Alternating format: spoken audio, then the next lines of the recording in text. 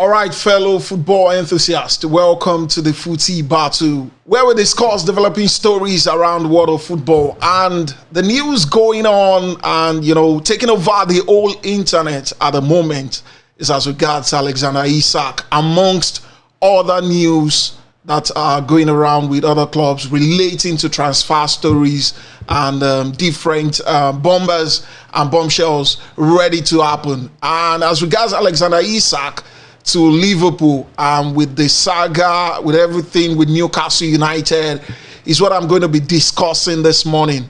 I had a bit of heated conversation with a Newcastle fan on one of my posts on YouTube. And, the thumbnail that I put on that particular post was Free Isak. And I didn't know that the Newcastle fan wouldn't take it lightly with me. It was a bit of back and forth and conversations, making him to understand different things as regards this story. And I think in this Alexander Isak situation, quite a number of people that don't want him to move, aside the Geordies fans, which I respect so much. The Newcastle fans, amazing fans, they are just like the Scousers in Liverpool, very passionate about whatever it is that they do concerning the club.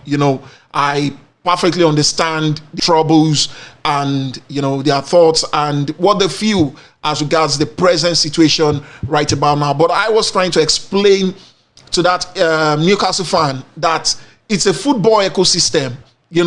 Things like this are bound to happen. Let's take, for instance, Isak moves to Liverpool this summer, and in the next 2 years, he brings out a commanding figure.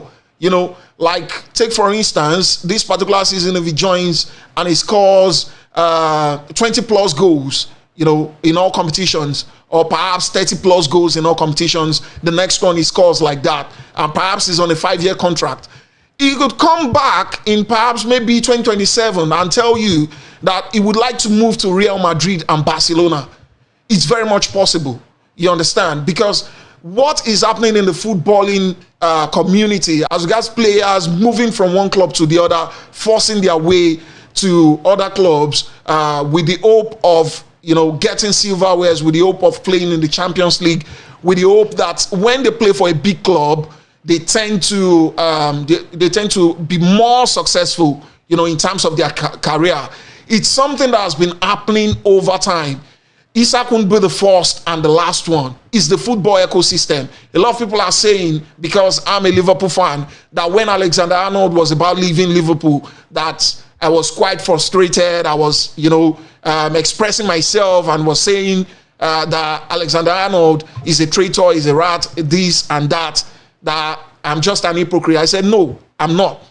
The reason why I was a bit concerned and I was very, very worried as regards Alexander-Arnold, and I was, totally upset with Alexander-Arnold moving to Real Madrid, was the fact that he ran his contract out and he was going for free. He knew quite well, prior before him leaving, maybe a year, 2 years before, he's been offered contracts upon contract, improved contracts and improved wages. It's not just, the club ensured that the wages were improved to make sure that, if perhaps, maybe if it's the wages that is making him to leave, perhaps if they increase the wages and they do a bit of beefing up in terms of what he collects, perhaps he might be able to stay. But Alexander-Arnold said no. He stalled the contract, had a gentleman agreement with Real Madrid to go for free because Real Madrid wasn't ready to pay for Alexander-Arnold's transfer fee. And they did the gentleman agreement. Alexander-Arnold went for free. A player in his prime, I think he was 24 or 25 years old, losing that kind of player to perhaps what you consider an European rival. How would you feel? The Alexander Isak situation is quite different. Newcastle are going to get something from it. And from David Oinstein, there has been reports, and it was confirmed again, because a lot of people were arguing with me when I go to some pages and I see some analysts saying certain things about the Alexander Isak situation.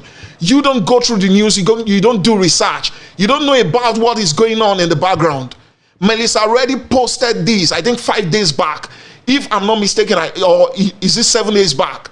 And it was confirmed again this morning by David Oinstein that there has been report that Isak and his agent and his camp had already informed Newcastle earlier before now that he is going to move this summer. From some sources and some reports says that he rejected a contract last season. He rejected a contract last season and already made his intention known that he was going to leave this season. So it's very, very simple. It's either you sell or you have an unsettled player in your team. A player has already been midfield. He said, regardless of whether he's being sold this summer or not, he's not going to play for Newcastle any longer. According to MRD Sport on Twitter, we're made to understand that Newcastle has already moved. Alexander Isak has already moved from his house in Newcastle. God knows where he's moving to.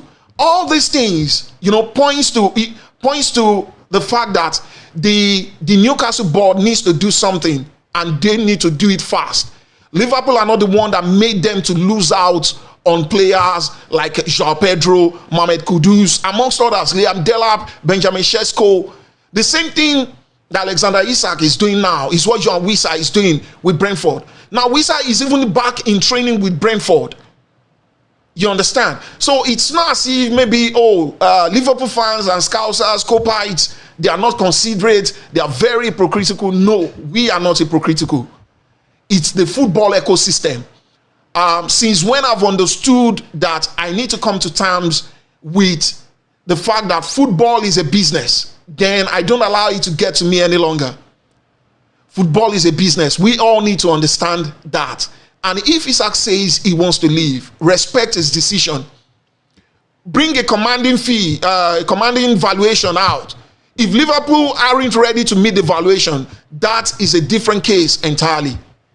But saying you want to force a player to stay, we've seen this before. It's what they did with Anthony Gordon last season. And it's just a wake-up call for other Newcastle players in the squad, the likes of Bruno Guimaraes, Anthony Gordon, Sandro Tonali. And when they say things like this, it's already speaking volume of the kind of club Newcastle is. And some players also coming to the club might be thinking twice that, so if it's time for me to leave, this is how I'm going to be treated. A lot of people that are saying Liverpool is hypocritical, they are hypocrites and everything. We lost Coutinho. Coutinho forced his way out of Liverpool.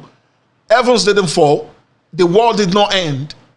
Luis Suarez forced his way out. He bite his way out. You understand? The war didn't end. You have to move on. What I appreciate is that if you want to leave with the right price. If you leave with the right price, no problem.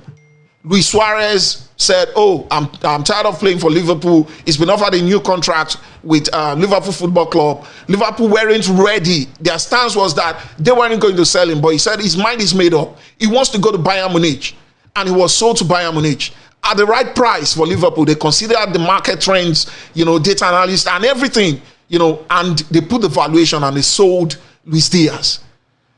Likewise, Darwin Núñez. Of course, Darwin Núñez was quite reluctant with leaving, but with £400,000 that he's getting, I don't think he's going to think twice with making that particular move. So, Newcastle fans, I'm very sorry if this video hurts you. Please try and understand that it's the football ecosystem. The big fish, they feed on the smaller fish. Liverpool will feed on Newcastle. Newcastle will go after clubs like Bournemouth, probably Brentford, Ipswich, Sunderland, and also. And Sunderland will go to League 2, or perhaps maybe smaller clubs in La Liga or Serie A. So that's how it's been done. It's not as if Liverpool fans are not considerate or anything. I would quickly want to read what Melissa Reddy made mention of, so that it wouldn't look as if maybe I was just bringing information from nowhere. This is according to Melissa Reddy, a renowned football journalist and a renowned football analyst. He says the frustration of Alexander Isak and his camp is they feel they very clearly and respectfully inform Newcastle of the forward's desire to explore a fresh challenge well ahead of this summer. In doing so, it afforded the club the chance to attack the market on the front foot and secure a quality replacement long before it got to the messy point.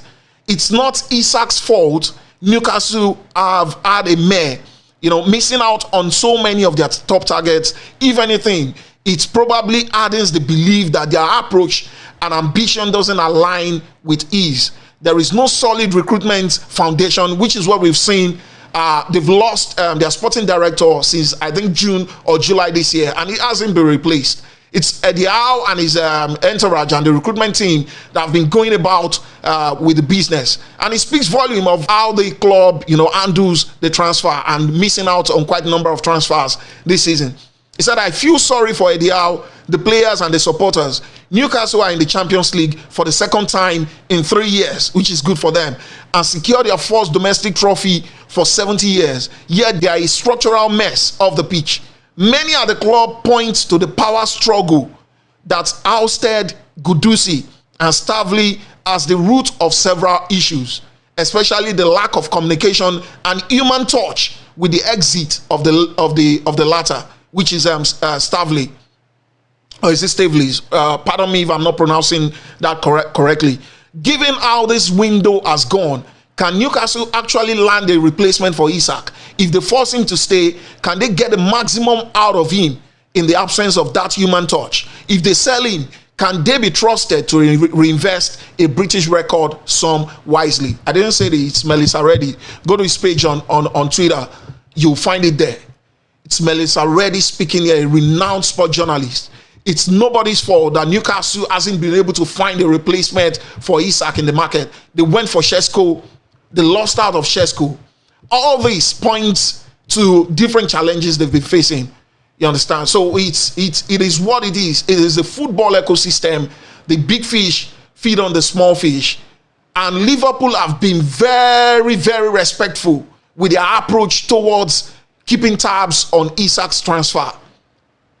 They said if they are not receiving any encouragement from Newcastle, they wouldn't be ready to go in for a second bid. According to the new report now, I think Fabrizio Romano has posted that Liverpool are quite ready to go for a second bid. I think Ben Jacobs mentioned that as well, that so far Newcastle greenlight that particular move. So let's not be emotional and dramatic about this whole Alexander Isak issue.